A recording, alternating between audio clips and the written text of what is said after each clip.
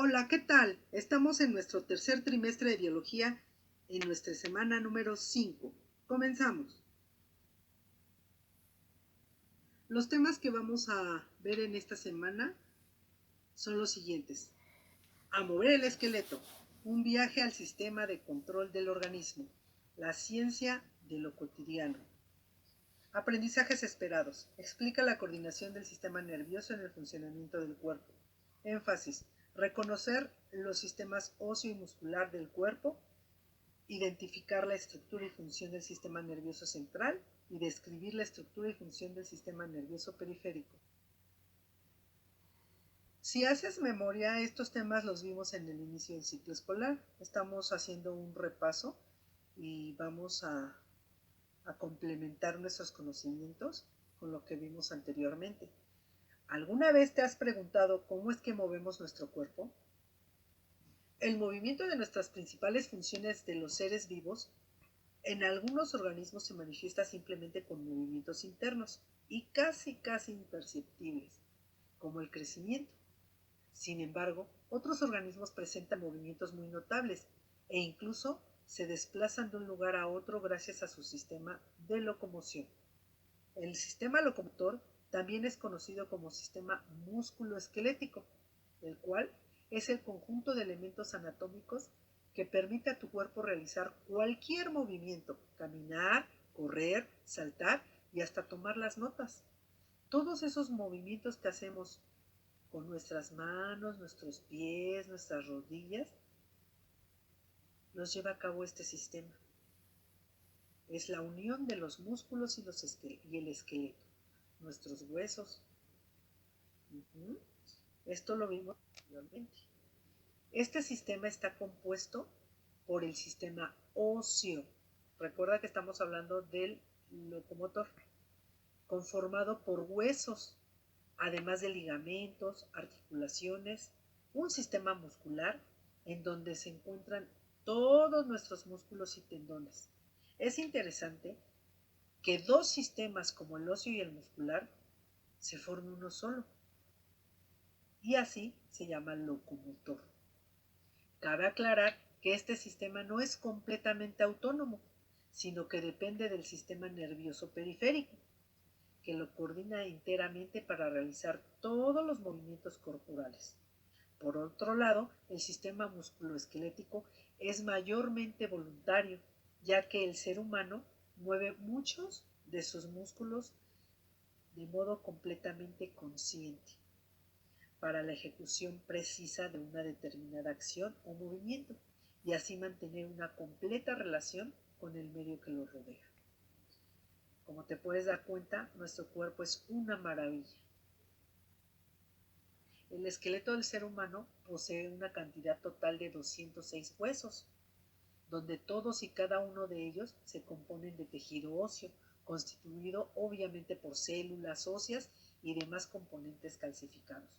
Los huesos se clasifican de acuerdo a su forma y función en huesos largos y tubulares, donde se encuentran los huesos de las extremidades superiores e inferiores. Los huesos cortos se ubican en zonas del cuerpo donde se requiere un mayor soporte y resistencia, como las manos o los pies. Y los huesos planos o anchos, cuya función es básicamente la de proteger órganos blandos y delicados. Un ejemplo son los huesos del cráneo. El cráneo es el hueso más duro del cuerpo, ya que protege al órgano más importante de todos, que es el cerebro. Está formado por un frontal, los temporales, parietales y el occipital. Con la cara se cuenta con huesos muy importantes como la mandíbula superior y la inferior. Más bien sería mandíbula y maxila. La parte superior se llama maxila, así como el nasal y el esfenoides, así como el cigomático. También la columna vertebral, la cual es una serie de huesillos o vértebras que protegen la médula espinal. La columna vertebral está formada por 26 vértebras divididas en 5 zonas: cervical, torácica, lumbar, sacro y coxis, todas alineadas en el eje central de la espalda, desde la base del cráneo hasta la zona de la cadera. En el tronco humano se poseen huesos de suma importancia como las costillas, el esternón, la clavícula y el omóplato. Y unidas a la columna vertebral están las costillas. El ser humano posee un total de 24, las cuales son de 3 tipos: verdaderas, por estar unidas al esternón; falsas, que se unen mediante una extensión cartilaginosa; y las flotantes, las cuales no se unen al esternón. Las costillas vienen en pares, protegen los impactos que suceden en los órganos internos del tórax y permiten el inflado de los pulmones. En las extremidades superiores se encuentra el cúbito y el radio, que son los huesos del antebrazo que vienen en par, uno sobre el otro, y juntan la muñeca con el brazo. La pelvis, también llamada hueso pélvico, es una de las más grandes del cuerpo y se encuentra en la cadera y une las piernas con el tronco corporal. El hueso más largo del cuerpo es el fémur, ubicado en el muslo, y por último, un poco más abajo se encuentran los huesos tibia y peroné. Vienen en par como los huesos del antebrazo y conectan el fémur con los huesos del pie. Revisando la forma de los huesos te podrás llevar a la mente lo importante que son las articulaciones, debido a que permiten la unión de dos o más huesos entre sí. Las articulaciones son como bisagras que permiten cierto movimiento entre los huesos, lo cual capacita al cuerpo para su desplazamiento o para provocar diversos movimientos, por lo que se pueden clasificar en 3 tipos. Imagínate todos los movimientos que hacemos con nuestro esqueleto. Nada más piensa por un momento cuando bailas, cuando corres, cuando brincas, cuando vas en una bicicleta. Bueno, pues estas articulaciones son las articulaciones inmóviles, como el cráneo; articulaciones semimóviles, que son la columna vertebral; y articulaciones móviles, como las que tienes en tus dedos. Te ayudan con esa movilidad. Estas articulaciones tienen otros elementos de igual forma y participan en la movilidad, como son, primeramente, el líquido sinovial. Funciona como lubricante en las articulaciones y facilita el movimiento y reduce el desgaste de los huesos. En segundo lugar, los meniscos, que armonizan las superficies articulares y amortiguan presiones sobre los cuerpos óseos. 3. Los rodetes articulares, que son anillos cartilaginosos que aumentan la profundidad de las cavidades de articulaciones para mejorar la retención de los huesos en su posición. 4. Por último, los ligamentos, que son bandas fibrosas que mantienen la superficie articular en su posición. En conjunto con los tendones, se encargan de unir los huesos móviles y semimóviles con las articulaciones. Como verás, las articulaciones móviles son muy versátiles, ya que permiten diferentes tipos de movimientos. Por ejemplo, A. Flexión, donde se disminuye el ángulo formado por el eje de los huesos. B. Extensión, donde sucede lo contrario al anterior, esto es, el ángulo se amplía. C. Abducción, donde el eje del hueso se aleja de la línea media corporal. D. Aducción, contrario al anterior, donde el eje del hueso se acerca al eje medio del cuerpo. E. Rotación, que sucede cuando el hueso gira alrededor de un eje central. Y F. Circunducción, donde se combinan varios de los movimientos anteriores. ¿Cómo es la coordinación del sistema nervioso en el cuerpo humano? Pues bien, ya hablamos del sistema locomotor, ahora vamos con el sistema nervioso. Es el conjunto de órganos que se encargan de regular y controlar todas las funciones y actividades de nuestro organismo. Permite recibir, almacenar y procesar la información tanto de los estímulos del exterior, que es todo aquello que percibes con los órganos de los sentidos. Te recuerdo cuáles son los órganos de los sentidos: gusto, olfato, oído, tacto, ¿cuál me falta? Y visión. Como del interior en los diferentes sistemas para dar respuesta a ellos. Y a grandes rasgos se pueden poner un ejemplo. Un susto ese puede ser el estímulo externo, el sonido que se puede percibir a través del oído, y en el interior el sistema nervioso procesa esa información y envía una respuesta. En este caso te puedes exaltar. El sistema nervioso se divide en dos, el sistema nervioso central y el sistema nervioso periférico. Claro que el sistema nervioso periférico se compone de todos los nervios que parten del sistema nervioso central y se extienden a lo largo del cuerpo. El sistema nervioso central se encarga de controlar todas las funciones vitales del organismo, de procesar la información recibida y coordinar las respuestas a los estímulos. El sistema límbico en los seres humanos es un centro para impulsos emocionales básicos. Regula las respuestas fisiológicas a determinados estímulos. En él se encuentran los instintos humanos, como el hambre, los instintos sexuales, la memoria involuntaria, y se encarga de generar respuestas emocionales ante las situaciones cotidianas. La siguiente estructura es la médula espinal. Es la parte del sistema nervioso central situada en el interior de la columna vertebral. Tiene dos funciones fundamentales. Es el centro de muchos actos reflejos y también es la vía de comunicación entre el cuerpo y el encéfalo. La médula espinal empieza en el bulbo raquídeo y termina en la zona lumbar. Goza de la protección de las meninges y el líquido cefalorraquídeo, las cuales impiden la mayor parte de daños producidos por los elementos del entorno. Las meninges son una serie de membranas que protegen al encéfalo y la médula espinal, asegurando su funcionamiento. Son sobre todo un elemento protector que amortigua golpes y reduce las probabilidades de que se produzcan daños tanto en el encéfalo como en la médula espinal. La sustancia gris es el lugar donde se acumulan los cuerpos de las neuronas, que son el centro de procesamiento de la información, aunque este procesamiento es poco profundo al no estar en el encéfalo, y la sustancia blanca está formada principalmente por los axones de las neuronas interconectando la médula y el cerebro. Ahora, observa cuáles son las funciones principales de la médula espinal. En primer lugar, la transmisión de la información sensorial y motora. Esto quiere decir que cuando el cerebro da la orden de que se realice una acción, la información pasa primero a la médula, que enviará la información al cerebro para que la procese. Así, la médula espinal actuará como un ascensor para la información. En segundo lugar, el procesamiento de la información, si bien en el cerebro, donde la estimulación se hace consciente, la médula hace un rápido juicio de la situación con el fin de determinar si únicamente enviará la información al cerebro o provocará una acción de emergencia incluso antes de que llegue.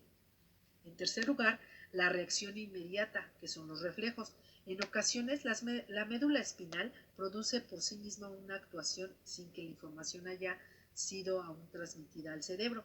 Estas actuaciones son las que conocemos como reflejos. La función de los reflejos es clara, ofrecen una reacción rápida ante situaciones potencialmente peligrosas, como la información sensorial que produce una respuesta al llegar a la médula espinal, sin tener que esperar a ser captada por el cerebro. Se gana tiempo con esta situación, algo muy valioso en caso de ataque de un animal o cuando se puede recibir heridas o caídas o quemaduras. Así es como funciona. Las neuronas tienen la capacidad de recibir información de otras células. Además, hay distintos tipos de neuronas y aunque hay notables diferencias estructurales entre los distintos tipos, tienen características comunes, como son el cuerpo o soma, que tiene el núcleo y es el centro metabólico de la célula. Las dendritas, que son prolongaciones delgadas y ramificadas que se extienden desde el citoplasma del cuerpo celular. Y el cuerpo celular integra las señales eléctricas que reciben de las dendritas y contiene también en el citoplasma los organelos encontrados en la mayoría de las células, como núcleo, retículo endoplásmico y aparato de Golgi. Las dendritas proporcionan un área receptiva que transmite impulsos electroquímicos hacia el cuerpo celular y el axón, que es una prolongación más larga parecida a una cola, que generan los impulsos nerviosos y los conducen desde el soma. Las neuronas pueden tener cientos de dendritas como rama de árbol y también tienen axón, que permiten la conexión y comunicación entre neuronas mediante la sinapsis. Las funciones de las neuronas consisten en 1. Recibir información del ambiente interno o externo o de otras neuronas. 2. Procesar esta información y producir una señal eléctrica. 3. Transportar la señal eléctrica hasta la unión con otra célula. Y 4. Transmitir la información a otra célula. Bueno, te voy a presentar un video para que aclares un poquito más esta información que te acabo de proporcionar. Y creo que está muy ilustrativa para que ese conocimiento se quede más en tu cabecita. Comenzamos. El cuerpo humano. Sistema óseo, los huesos. El sistema óseo o esqueleto está formado por los huesos, las articulaciones y los cartílagos. Los huesos son duros y rígidos, soportan todo nuestro cuerpo. Si no tuvieras huesos, tu cuerpo sería como gelatina o una medusa. Las articulaciones son los puntos donde se unen los huesos y dan movilidad al esqueleto. Los cartílagos son más blandos y elásticos que los huesos. Tenemos cartílago en las articulaciones, la nariz y las orejas. El sistema muscular junto con el sistema óseo forman el aparato locomotor. Tienes más de 200 huesos, como el cráneo. La columna vertebral.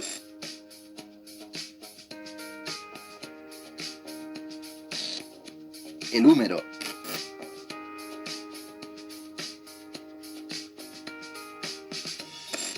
Las costillas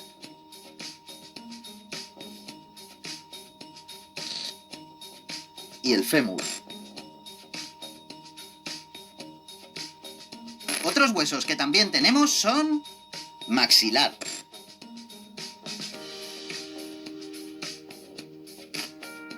vértebras,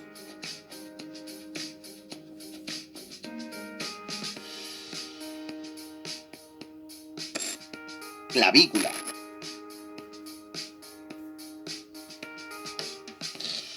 omóplato,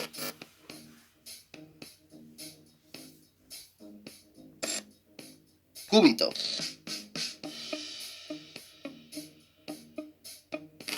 radio,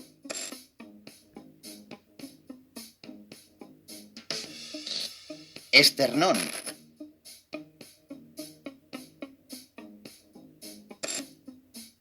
pelvis,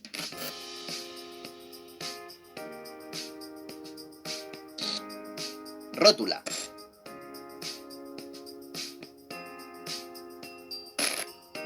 tibia,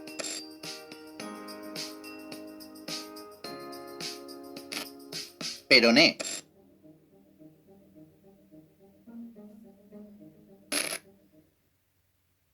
sistema muscular, los músculos. El sistema muscular está formado por los músculos. Son capaces de producir el movimiento porque pueden contraerse y relajarse sin romperse, es decir, son elásticos. Además, protegen a los órganos. El sistema muscular junto con el sistema óseo forman el aparato locomotor.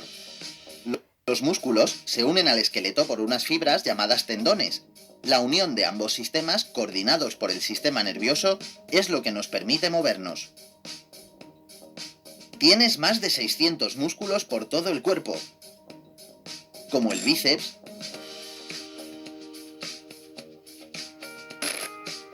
los pectorales,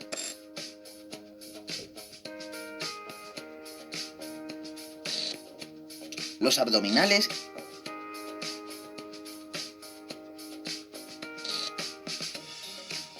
masetero,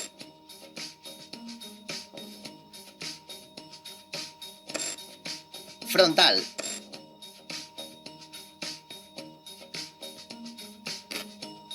deltoides,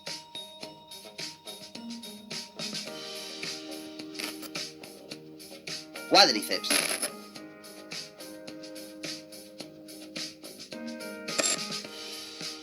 También tenemos estos otros músculos. Trapecio.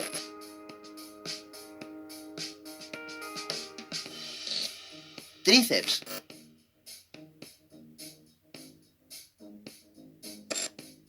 Dorsal.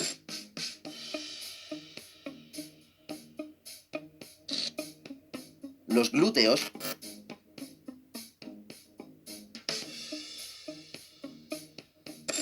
Y los gemelos.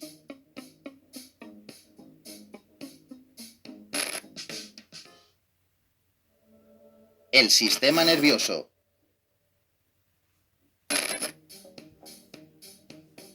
El sistema nervioso te ayuda a relacionarte con tu entorno, regula y coordina las actividades y funciones del cuerpo a través de los impulsos nerviosos. Los sentidos también mandan información del exterior al cerebro. El sistema nervioso se divide en el sistema nervioso central y el sistema nervioso periférico. El sistema nervioso central está formado por el encéfalo y la médula espinal. El encéfalo está situado en el interior del cráneo y está constituido por el cerebro, el cerebelo y el bulbo raquídeo. La médula espinal se localiza en el interior de la columna vertebral. El sistema nervioso periférico está formado por los nervios que recorren todo nuestro cuerpo.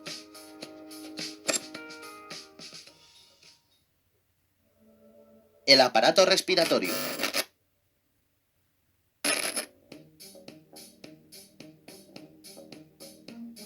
El sistema respiratorio se encarga de la respiración. A través de la nariz o boca obtenemos el oxígeno, que pasa por la faringe, laringe y tráquea hasta los pulmones. En los pulmones se intercambia el oxígeno por dióxido de carbono. Los glóbulos rojos de la sangre son los encargados de llevar el oxígeno a todas las partes del cuerpo. El dióxido de carbono es una sustancia nociva que tenemos que eliminar de nuestro cuerpo. Haciendo el recorrido contrario de los pulmones a la nariz o boca, el dióxido de carbono es eliminado del organismo sin apenas darte cuenta. El aparato digestivo.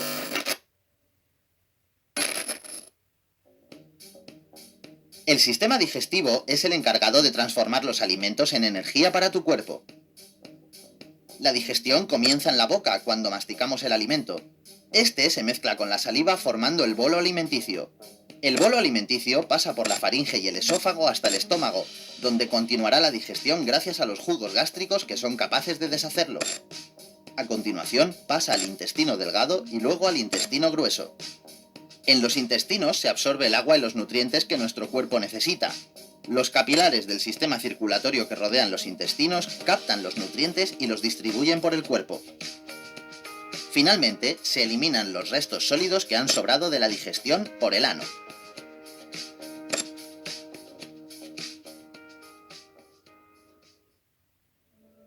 El aparato excretor.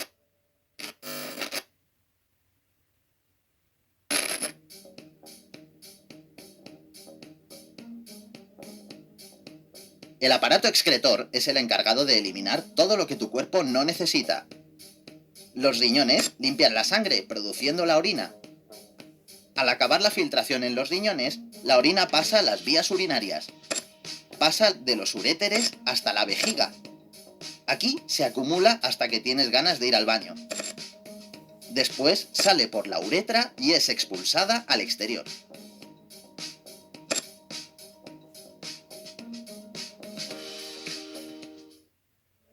El sistema circulatorio.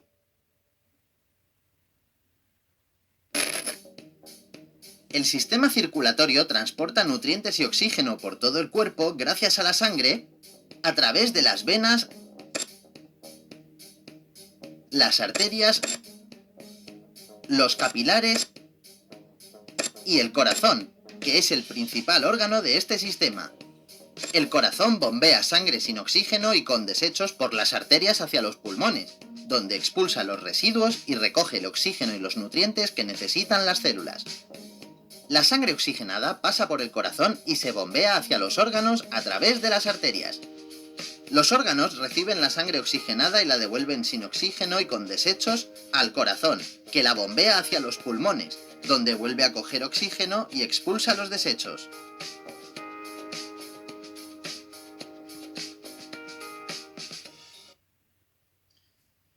Bueno, pues ya dimos un paseo por todo nuestro cuerpo con este video. Bueno, pues muchas gracias por tu atención. Yo de verdad espero que te sirva este video, que resuelvas tus dudas y que me resuelvas tus actividades que te dejo en la plataforma. Espero que esta clase te haya servido. Nos vemos en el siguiente tema. Se despide de ti tu Miss Pili y te sugiero que te suscribas a mi canal.